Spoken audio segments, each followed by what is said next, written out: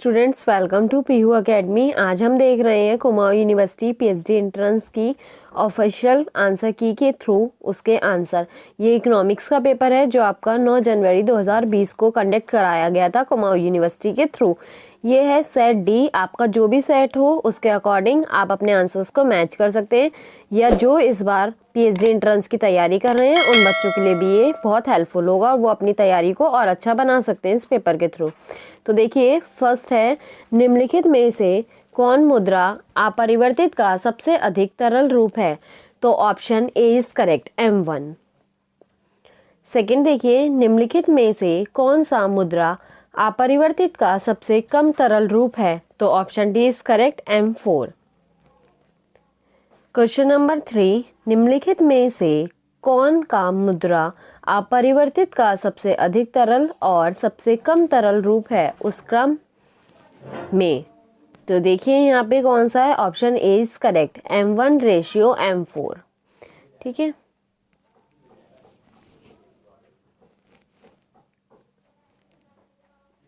Next देखिए question number 4। Question number 4 है आपका, M1 और M2 बनाता है।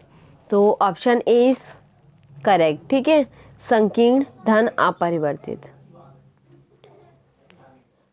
उच्च शक्ति वाला धन वह धन है जो डैश द्वारा उत्पादित किया जाता है। तो ऑप्शन डी इज करेक्ट, दोनों ए और बी। तो ए ऑप्शन क्या है आपका, RBI और बी सरकार। तो इन दोनों के थ्रू आपका उत्पादित किया जाता है। ठीक है, निम्नलिखित में से कौन सा संघ कर है? तो देखिए ऑप्शन ए इज करेक्ट, निगम कर।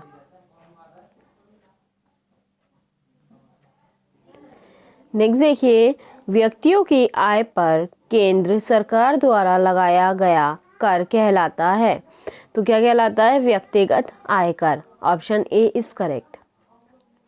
निम्नलिखित में से कौन सा कर वापस लिया जाता है या समाप्त कर दिया जाता है? ऑप्शन डी इज करेक्ट, उपयुक्त सभी, मतलब ब्याज कर, संपत्ति शुल्क, उपहार कर। नेक्स्ट है, निम्न में से राज्यों को राजस्व का सबसे महत्वपूर्ण स्रोत है? तो ऑप्शन ए इज करेक्ट, बिक्री कर। तो देखिए, ये जो बच्चे अगर पीएचडी एंट्रेंस की तैयारी कर रहे हैं तो वो अपना इस पेपर के थ्रू करें। ठीक है, और जिन्होंने इस बार पेपर दिया है वो अपने आंसर्स को अच्छी तरह केयरफुली मैच कर लें। सेट डी के अकॉर्डिंग है ये आंसर। आप अपने सेट के थ्रू अपने आंसर्स को मैच कर सकते हैं, क्योंकि अकॉर्डिंग टू सेट क्वेश्चंस ऊपर नीचे होते हैं, बाकी पेपर सिमिलर होता है। ठीक है, देखिए क्वेश्चन नंबर 10, राजस्व व्यय और राजस्व प्राप्तियों के बीच का अंतर है। तो ऑप्शन ए इज करेक्ट, राजस्व घाटा। पूंजीगत संपत्ति के निर्माण के लिए राजस्व घाटे और अनुदान के बीच के अंतर को कहा जाता है। ऑप्शन सी इज करेक्ट, प्रभावी राजस्व घाटा। कुल व्यय और कुल प्राप्तियों के बीच का अंतर है बजट घाटा। Option B is correct. देखिए क्वेश्चन नंबर 13 पे आ गए हैं हम। वर्ष के दौरान राजकोषीय घाटे और ब्याज भुगतान के बीच के अंतर को कहा जाता है प्राथमिक घाटा। Option C is correct. Next देखिए 14 क्वेश्चन, निम्नलिखित में से कौन पूंजी खाते का एक भाग है? ऑप्शन डी इज करेक्ट, उपयुक्त सभी, निजी पूंजी, बैंकिंग पूंजी, आधिकारिक पूंजी। तो देखिए नेक्स्ट है क्वेश्चन 15। क्वेश्चन नंबर 15, विदेशी संस्थागत निवेशकों द्वारा पोर्टफोलियो निवेश को कहा जाता है।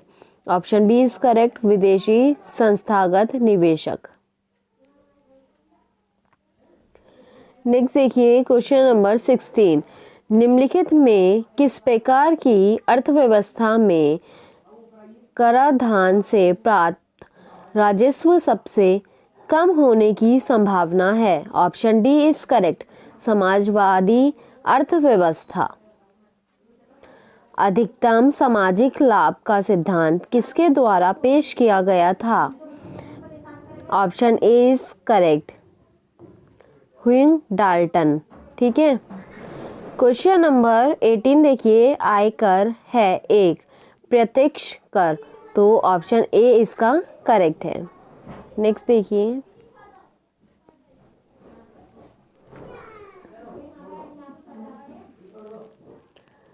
संघीय और उपराष्ट्रीय सरकारों के बीच कर राजस्व बंटवारे का उद्देश्य है निम्नलिखित में से किस प्रकार के असंतुलन को ठीक करना है? लंबवत असंतुलन। Option A is correct. भारतीय संविधान के निम्नलिखित में से कौन सा अनुच्छेद भारत की संचित निधि के निर्माण का प्रावधान करता है? ऑप्शन सी इज करेक्ट, अनुच्छेद 266। ठीक है, 266। निम्नलिखित में से कौन सी एक प्रकार की आर्थिक प्रणाली नहीं है जिसका पालन देशों द्वारा किया जाता है? मैक्रो इकोनॉमिक है, इकोनॉमी। तो ऑप्शन डी क्या इसका करेक्ट है। नेक्स्ट देखिए,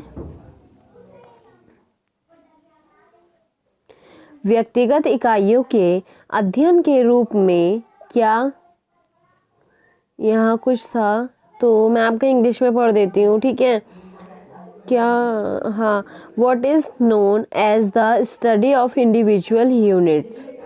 ठीक है, तो इसका ऑप्शन जो है आपका बी करेक्ट होगा, सूक्ष्म अर्थशास्त्र या माइक्रो इकोनॉमिक्स। तो नेक्स्ट है, सभी आर्थिक समस्याओं का मुख्य कारण क्या है? तो देखिए क्या है, ऑप्शन सी कमी। समुच्चय का अध्ययन डैश के रूप में माना जाता है? समष्टि अर्थशास्त्र। Option A is correct.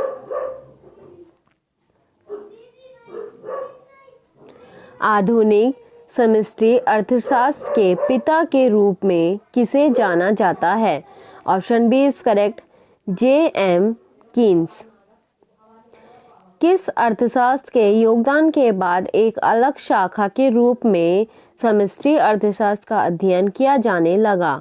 Option B is correct, John Maynard Keynes.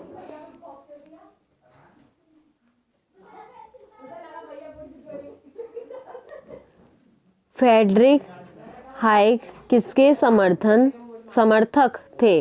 तो ऑप्शन सी इज करेक्ट, शास्त्रीय उदारवाद। क्वेश्चन नंबर 29, निम्नलिखित में से किसे सबसे अधिक तरल संपत्ति माना जाता है? तो कौन सा ऑप्शन है? बी इज करेक्ट, पैसा। ऑप्शन 30, ऐतिहासिक रूप से भारतीय रुपया एक डैश का सिक्का था? ऑप्शन सी इज करेक्ट, चांदी। देखिए फिर है आपका पूर्ण प्रतियोगिता बाजार की स्थिति के तहत फर्म लगे समय से सामान्य लाभ कमाती है? तो ऑप्शन ए इसका क्या है? करेक्ट है। एक अधिकार प्रतियोगिता के तहत एक फर्म के उत्पाद के लिए खपत की प्रतिलोच कैसी होगी? तो ऑप्शन डी इज करेक्ट, 0। निम्न में से किस बाजार में उत्पाद विभेदन की विशेषताएं हैं? ऑप्शन सी इज करेक्ट, एकाधिकार प्रतियोगिता।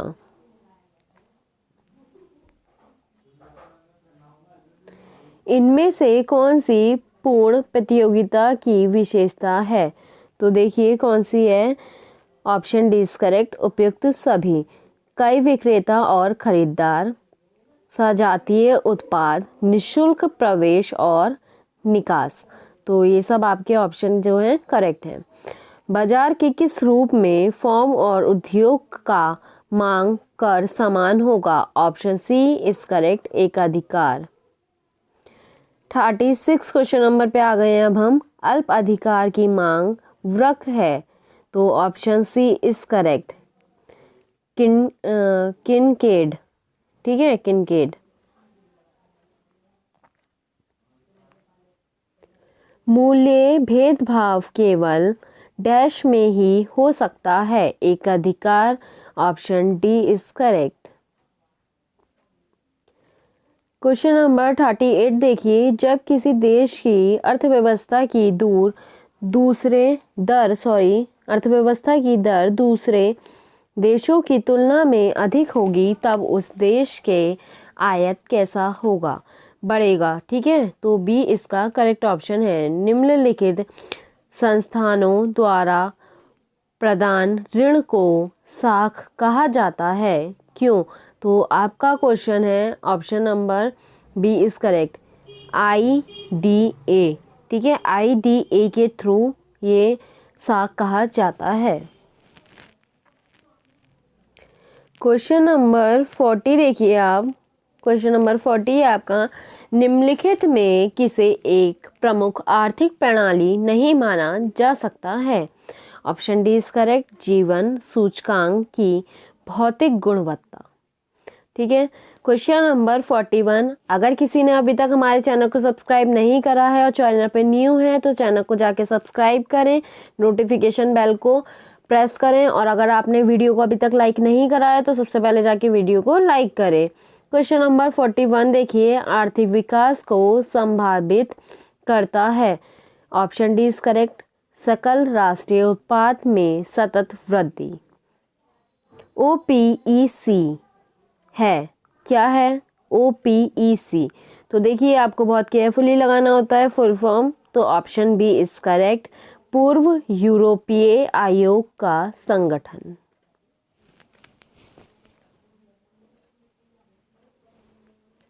नेक्स्ट है आपका ASEAN को संदर्भित करता है। ऑप्शन बी इज करेक्ट, दक्षिण पूर्वी एशियाई राष्ट्रीय संघ। क्वेश्चन नंबर 44, आय असमानताओं का प्रवाह निम्न में दर्शाया जाता है। Option D is correct, Lorenz वक्र। जैसे जैसे आर्थिक विकास आगे बढ़ता है, आय असमानता एक डैश वक्र का अनुसरण करती है। ऑप्शन बी इज करेक्ट, उल्टा भू आकार का। तो देखिए नेक्स्ट है, एक स्थिर जनसंख्या जब होती है जब जनसंख्या वृद्धि होती है। Option C is correct, 0।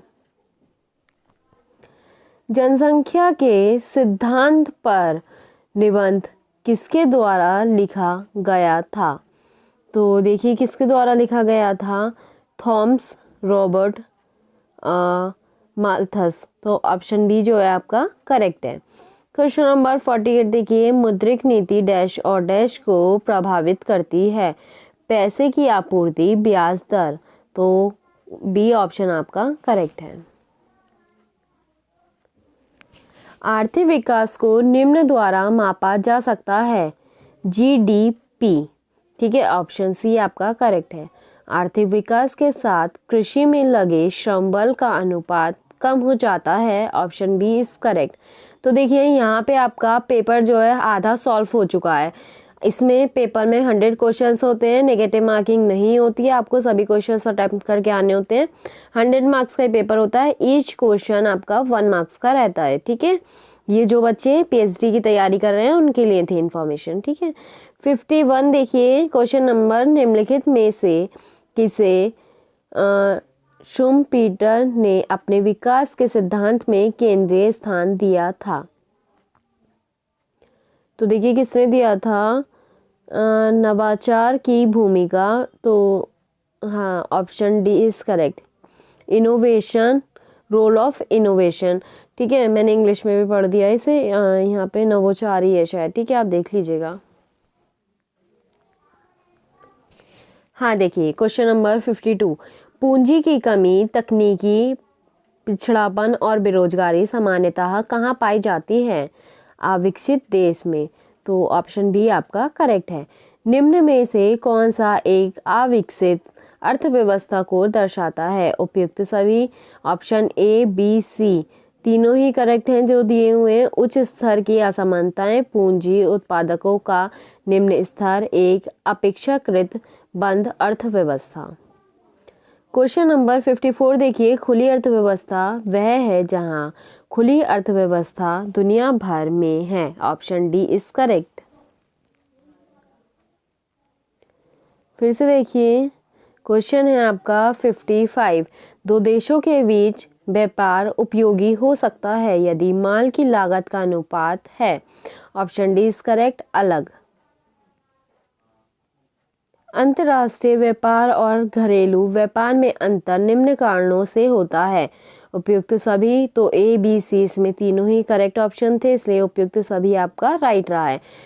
भिन्न सरकारी नीतियां, कारकों की गतिहीनता, व्यापार प्रतिबंध। क्वेश्चन नंबर 57 देखिए, आयात व निर्यात के बारे में सरकारी नीति कहलाती है। वाणिज्यिक नीति। Option A is correct. निम्न में से कौन सा अंतर्राष्ट्रीय व्यापार है? देशों के बीच व्यापार। Option A is correct. आधुनिक व्यापार सिद्धांत किसके द्वारा विकसित किया गया?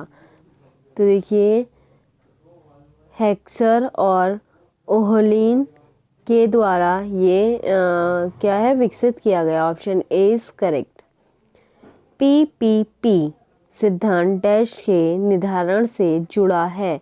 विनिमय दर। Option A is correct. तो देखिए, जिसने चैनल को सब्सक्राइब नहीं करा है वो चैनल को सब्सक्राइब कर लें, क्योंकि इस चैनल पे आपको पीएचडी से रिलेटेड काफ़ी इन्फॉर्मेशंस मिलने वाली हैं। आने वाले टाइम में, आने वाले दिनों में, कुछ दिनों में आपको बहुत अच्छी अच्छी पीएचडी से रिलेटेड इन्फॉर्मेशन मिलने वाली है। पीएचडी में जैसे कि कितनी स्कॉलरशिप मिलती है और पीएचडी में क्या क्या इंपॉर्टेंट होता है, कैसे कैसे होता है, सब कुछ आपको, और आपको अपना जो शोध है वो कैसे बनाना होता है, या आपके कोई भी क्वेश्चन है आप हमसे कमेंट बॉक्स में कमेंट करके पूछ सकते हैं। आपको रिप्लाई ज़रूर मिलेगा, आंसर ज़रूर मिलेगा। इसलिए अगर आपने अभी तक चैनल को सब्सक्राइब नहीं किया है तो सबसे पहले आप चैनल को सब्सक्राइब कर लें और हमारे फैमिली के मेंबर बने। क्वेश्चन नंबर 61, भारत एक डैश प्रचुर मात्रा में राष्ट्रीय नहीं है। ऑप्शन बी पूंजी। एचओ मॉडल के अनुसार भारत को डैश प्रचुर मात्रा में माल का आयात करना चाहिए। श्रम। क्वेश्चन वो ऑप्शन ए। चालू और पूंजी खाते इसके उदाहरण हैं। तो देखिए, ए ऑप्शन है इसका, तो ये ऑप्शन पे लग गया है, तो यहाँ देख लीजिए, ऑटोनोमस ट्रांजैक्शन, ठीक है, लेन देन। तो यह ऑप्शन आपका ए करेक्ट है। हाँ, तो देखिए 64 क्वेश्चन नंबर, पेपर गोल्ड को किस रूप में माना जाता है? SDR। Option C is correct.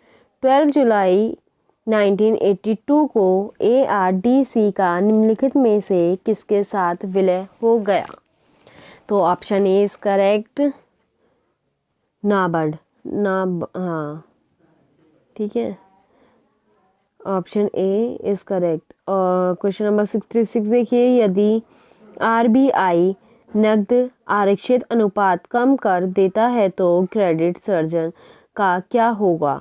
वृद्धि होती है। Option C is correct. पहला पूर्ण भारतीय बैंक किस वर्ष स्थापित किया गया था? Option B is correct, 1894।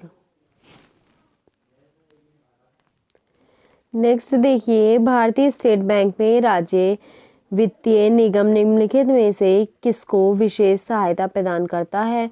Option A is correct, मध्यम और लघु उद्योग। केंद्रीय सरकारी बैंक निम्नलिखित में से किसके सीधे जुड़े होते हुए हैं? केंद्रीय सरकारी बैंक निम्नलिखित में से किससे सीधे जुड़े हुए हैं? तो किससे हैं? राज्य सरकारी बैंक। Option C is correct. जब मूल्य सूचकांक बढ़ता है तो इसका अर्थ है मुद्रा का मूल्य घटना है। मुद्रा का मूल्य घटना है। Option B is correct. तो देखिए 23 क्वेश्चन हमारे और बचे हैं, वो भी देख लेते हैं। क्वेश्चन नंबर 71, माल की पूर्ति से आप क्या समझते हैं? Option D is correct. समय की प्रति यूनिट एक विशेष कीमत पर बिक्री के लिए पेश किए गए मालों की मात्रा। ऑप्शन डी करेक्ट था 71 क्वेश्चन नंबर का। उत्पाद बाजार में पूर्ण प्रतिस्पर्धा की परिस्थितियों से आपका क्या तात्पर्य है? MRP = VMP। Option A is correct. निम्नलिखित में से कौन कृषि मूल्य समर्थन कार्यक्रम का उदाहरण है? ऑप्शन बी इज करेक्ट, मूल्य तल। देखिए 74 क्वेश्चन नंबर। एक शुद्ध बाजार अर्थव्यवस्था का लक्ष्य डैश की इच्छा को पूरा करना है। उपभोक्ता। Option A is correct. समाज द्वारा सामना की जाने वाली मुख्य आर्थिक समस्या क्या है? तो क्या है इसका option correct? D is correct, कमी। जब मूल्य तल को संतुलन मूल्य से ऊपर सेट किया जाता है तो इसका परिणाम होगा अधिशेष। Option B is correct. निम्नलिखित में से कौन भारत के वित्तीय क्षेत्र से जुड़ा है और भारतीय रिजर्व बैंक द्वारा नियंत्रित है? तो देखिए ऑप्शन सी क्या है? करेक्ट है इसका, स्टॉक एक्सचेंज संचालन। निम्नलिखित में से कौन भारत में बाल लिंगानुपात में गिरावट का कारण है? तो देखिए कौन है? कन्या भ्रूण हत्या। Option B is correct. कन्या भ्रूण हत्या का सभी को पता होगा, जब बच्चों को मार दिया जाता था कि वो लड़कियां हैं, पहले टाइम में ऐसा बहुत होता था, तो उसी पे बेस्ड ये क्वेश्चन है, ठीक है। निम्नलिखित में से कौन सा संबंध है जिसे मांग का नियम परिभाषित करता है? किसी वस्तु की कीमत और मात्रा। Option B is correct. निम्नलिखित में से कौन सा मान एक नमूने के लिए सारांश माप के रूप में प्रयोग किया जाता है? जैसे नमूना माध्य, नमूना आंकड़ा। Option C is correct. यहाँ एक क्वेश्चन बचा हुआ है। निम्नलिखित में से कौन सांख्यिकी की एक शाखा है? ऑप्शन डी इज करेक्ट, ए और बी दोनों, वर्णनात्मक और अनुमानित, ठीक है, आंकड़े। तो ये दोनों ही क्या हैं? इसका करेक्ट आंसर है। निम्नलिखित में से किसे नमूना सांख्यिकी के रूप में दर्शाया जाता है? तो किसे दर्शाया जाता है? Option B is correct, Roman अक्षर। व्यक्तिगत उत्तरदायित्वों, फोकस समूह और उत्तरदायित्वों के पैनल निम्नलिखित में से किस विकल्प से संबंधित हैं? तो ऑप्शन ए इज करेक्ट, प्राथमिक डेटा स्रोत। Question number 89। वे कौन से चर हैं जिसकी गणना वजन, ऊंचाई व लंबाई के अनुसार की जाती है? निरंतर चर। Option C is correct.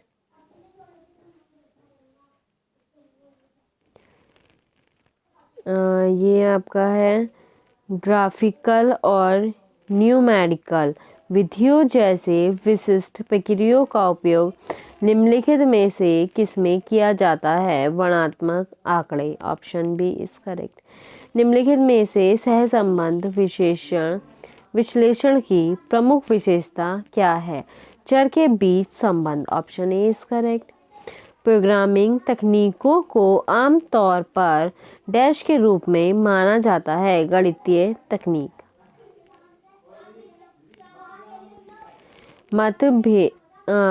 भेदभाव की विपरीत प्रक्रिया है? ऑप्शन बी जो है आपका करेक्ट है, एकीकरण, ठीक है।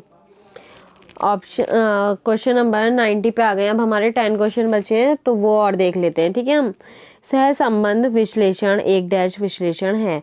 Option D is correct. फतार सिद्धांत। देखिए 91 क्वेश्चन नंबर। जब दो चरों के मान एक ही दिशा में गति करते हैं तो सहसंबंध डैश कहलाता है? सकारात्मक। अगर आप हमारे टेलीग्राम चैनल से नहीं जुड़े हुए हैं तो आप हमारे टेलीग्राम चैनल को ज्वाइन कर सकते हैं।